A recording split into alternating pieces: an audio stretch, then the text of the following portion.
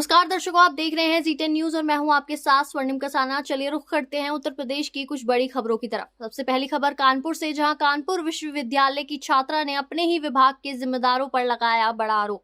UP के कानपुर विश्वविद्यालय में एक पीड़ित छात्रा ने बड़े गंभीर आरोप लगाए हैं। उन्होंने बताया कि उन्हें गालियां दी गई, जातियों के अपमानकारी शब्द कहे गए। छात्राओं का आरोप है कि विश्वविद्यालय में गलत नीतियों के कारण बच्चों को छात्रवृत्ति नहीं मिल रही है। छात्राओं ने विश्वविद्यालय में धरना प्रदर्शन किया और कुलपति का पुतला भी दहन किया। प्रबंधन ने पुलिस के साथ करीब 150 छात्रों पर चालान किया। आइए खुद पीड़ित छात्रा का बयान सुनते हैं। विश्वविद्यालय प्रशासन के लोग मेरे साथ बदतमीजी की है और जाति सूचक शब्द निकाले। और उस दिन आंदोलन चल रहा था, आंदोलन के दौरान एक भैया थे, वो उनको मार रहे थे, तो हम वीडियो बना रहे थे। उस वीडियो में मेरा फ़ोन छिना करके सीने में धक्का मारकर राघवेंद्र सर ने सीने में धक्का मार करके गाली देते हुए बोला, चलो निकलो साले सब लोग यहाँ से।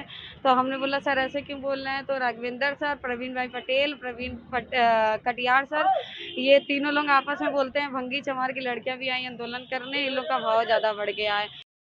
इसी के साथ विश्वविद्यालय कानपुर के एक और छात्र अभिजीत राय का बयान सुनिए। कोई कुछ लिख देता है तो क्या वो देश निकाला हो जाता है? लेकिन ये सोचिए, इतना बड़ा विश्वविद्यालय है, इतना बड़ा ये तानाशाह विश्वविद्यालय है कि अगर इसके बारे में कोई ट्विटर पे लिख देता है तो भी वो निष्कासित हो जाता है। ये जांच कमेटी बैठाए हैं और जांच कमेटी में वही लोग हैं जिस छात्रा के द्वारा, हम लोगों के द्वारा जो आरोपित हैं, जो हम लोगों से मारपीट किए हैं, वो लोग बराबर गलत बयान दिए जाने, बच्चों ने पते गलत दिए हैं, मोबाइल नंबर गलत दिए, कि ये लोग हमारे घर पे तमाम नोटिस भेज चुके हैं, तमाम सब कुछ कर चुके हैं और बराबर धमकाया जा रहा है। अगली खबर गोंडा जिले से, जहां गरीब परिवारों की आवाज सरकारी जमीन पर आशियाना बनाने पर घेराव। गोंडा में सरकारी जमीन पर अपना आशियाना बनाने वाले गरीब परिवारों ने जिलाधिकारी कार्यालय का घेराव किया। वे मुख्यमंत्री और जिला के अधिकारियों से न्याय की मांग कर रहे हैं। गरीब परिवारों ने बताया कि वे वर्षों से यहाँ रह रहे हैं और अब उन्हें न्याय चाहिए। उन्होंने कहा कि अगर सुनवाई नहीं हुई तो वे चुनाव में वोट नहीं देंगे। हमारी मकान टूट गए, हम आप लगे आना सरकार हमको भेदघाट से, हम घाम में मर रहे हैं न सरकार। हाँ 80-90 न सरकार, हम हाँ लोग हम कहाँ जाएं, बुजुर्ग कहाँ नहीं जाएंगे। अरे हम डीएम के पास इसलिए आए, बताइए हमारा घर परिवार उजड़ा जा रहा है। बताइए सुंदरीकरण वाले 80-90 सालों से रहेंगे, हम लोग कम से कम 40-50 घर परिवार हैं। बताइए सर, आज हमको घर से बेघर करे दे रहे हैं। बताएं किनसे फरियाद करें? यहाँ आए इनके पास डीआरएम ऑफिस में, तो हम उनसे मुलाकात नहीं हुई। तो हाथ जोड़कर हमारी योगी आदित्यनाथ से यह अपील है कि हमको कहीं ना कहीं छाया दी जाए। हमें उनसे कोई जोर जबरदस्ती नहीं। हम बताइए 80-90 घर के परिवार के आदमी हैं और जब हमको छाया छत नहीं मिलेगा तो हम वोट कैसे डालेंगे? कहाँ पर सुंदरीकरण कराया? ये टाट मिल चौराहा झाकरकटी के पास सर। इसी के साथ अगली खबर, चुनाव को लेकर व्यापार मंडल ने एक बार फिर बाहरी हुंकार, नकदी सीमा राशि बढ़ाए जाने को लेकर जिलाधिकारी को दिया ज्ञापन। लोकसभा चुनाव के मद्देनजर पुलिस शहर के सीमावर्ती क्षेत्रों में एक्टिव है। व्यापारियों के प्रतिनिधि मंडल ने जिलाधिकारी को ज्ञापन देकर नकदी सीमा राशि को 50,000 से बढ़ाकर 1 लाख करने की मांग की है। व्यापारियों का कहना है कि एफएसटी टीम की नकदी चेकिंग से व्यापार चौपट हो रहा है। आइए व्यापार मंडल अध्यक्ष कानपुर परिक्षेत्र के सिद्धार्थ काशीवाल से उनका बयान सुनते हैं। मैं उत्तर प्रदेश व्यापार मंडल का मंडल अध्यक्ष कानपुर परिक्षेत्र का। आज इटावा, कन्नौज, फरुखाबाद, औरैया, कानपुर नगर और कानपुर देहात के जो संयुक्त तत्वाधान में हम लोग ने आज आदरणीय जिलाधिकारी महोदय को एक ज्ञापन दिया है कि जिसमें जो नगद सीमा राशि की सीमा है 50,000, इसको 1 लाख कर दिया जाए। क्योंकि इतना ज़्यादा व्यापारी वर्ग भयभीत है, जिस तरह से उनके पास चेकिंग के नाम पे उनकी उत्पीड़न हो रहा है, जैसे कोई वो आतंकवादी हो, कोई अपराधी हो, कोई बहुत भयानक अपराधी हो, उस तरह से उनके साथ चेकिंग के नाम पे व्यवहार हो रहा है।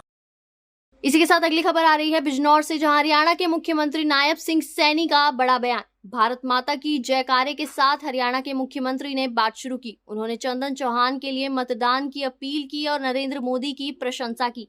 भारतीय प्रधानमंत्री ने गरीबी हटाने के लिए प्रयास किया है। उन्होंने आयुष्मान कार्ड और किसान सम्मान निधि को शुरू किया है।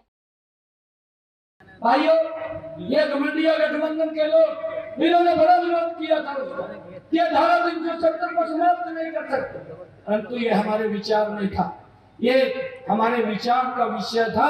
और उस बात को लेकर के जब ये बिल आया, नरेंद्र मोदी जी ने इन घमंडिया गठबंधन के लोगों को भाइयों एक बात स्पष्ट रूप से कही कि आपके विचार में और हमारे विचार के अंदर एक अंतर है कि मुझे वोट की नहीं, मुझे इस देश की चिंता है परंतु आप लोगों को इस देश की नहीं, वोट की चिंता है। ये अंतर उनके विचार में और हमारे विचार में। भाइयों, अगर कोरोना का संकट भी आता है, ये सरकार देश के 140 करोड़ लोगों के साथ कंधे से कंधा मिला करके खड़ी दिखाई देती है। इसी के साथ अगली खबर आ रही है अम्बेडकर नगर से, जहां भाजपा के प्रत्याशी रितेश पांडे से की गई वार्ता। अम्बेडकर नगर में भाजपा के चुनावी प्रत्याशी रितेश पांडे ने पत्रकारों के सामने उत्तर प्रदेश की जनता को भाजपा के घोषणा पत्र के बारे में बताया। उन्होंने विपक्ष के खिलाफ निशाना साधा और मोदी सरकार की उपलब्धियों पर जोर दिया। रितेश पांडे ने कहा कि मोदी सरकार ने अपने वादों को पूरा किया है और विकास की दिशा में कई कदम उठाए हैं। उनके साथ भाजपा के कई नेता भी मौजूद रहे। आइए भारतीय जनता पार्टी के अध्यक्ष अवध प्रांत कमलेश मिश्रा का पूरा बयान सुनिए। उनके जीवन स्तर को कैसा उठा सके, या पूरा संकल्प पत्र उसी से आच्छादित है। और 2047 में भारत कैसे विकसित राष्ट्र बने, इसके लिए संकल्प। विपक्ष कह रहा है कि 2014 और 2019 में एक भी वादा पूरा नहीं किया। अखिलेश यादव ने मंच से कहा है कोई ऐसा वादा नहीं पूरा किया। मैंने आपको इतने सारे वादे गिनाए हैं कि हमने जो जो अपने संकल्प पत्र में 2014 और 2019 के बारे में कहा था, वो सारे पूर्ण किए हैं। गरीबों के लिए आवास, प्रधानमंत्री आवास के माध्यम से 14 करोड़ के लगभग शौचालय, हमारी इतनी योजनाएं हर क्षेत्र में चल रही। मातृ शिशु बंधन योजना, आतंकवादी विस्फोट किस प्रकार से होते थे, आज उससे किस प्रकार, चाहे अयोध्या का ट्रैक हो, चाहे मुंबई के होटल हो, हमने आतंकवाद को पूर्णतः नष्ट, नक्सलवाद को, आतंकवाद को पूर्णतः नष्ट किया है। और यही नहीं, सर्जिकल स्ट्राइक और एयर स्ट्राइक के माध्यम से सिर्फ आतंकवादियों के ठिकानों को निस्तनाबूद नहीं किया, सिर्फ आतंकवादियों को निस्तनाबूद नहीं किया, हमने देश का गौरव भी बढ़ाया है और देश को सक्षम भी बनाया। ये थी अम्बेडकर नगर से संवाददाता अमित मौर्य की रिपोर्ट। इसी के साथ आज की आखिरी बड़ी खबर, मोदी जी को लेकर ब्रजेश पाठक का बड़ा बयान। उत्तर प्रदेश के डिप्टी सीएम ब्रजेश पाठक ने कानपुर में पत्रकारों से बात करते हुए कहा कि मोदी जी ने हर वर्ग का ख्याल रखा है। उन्होंने भाजपा के संकल्प पत्र पर बात करते हुए विभाजन और समाज के सभी तबकों की योजना की।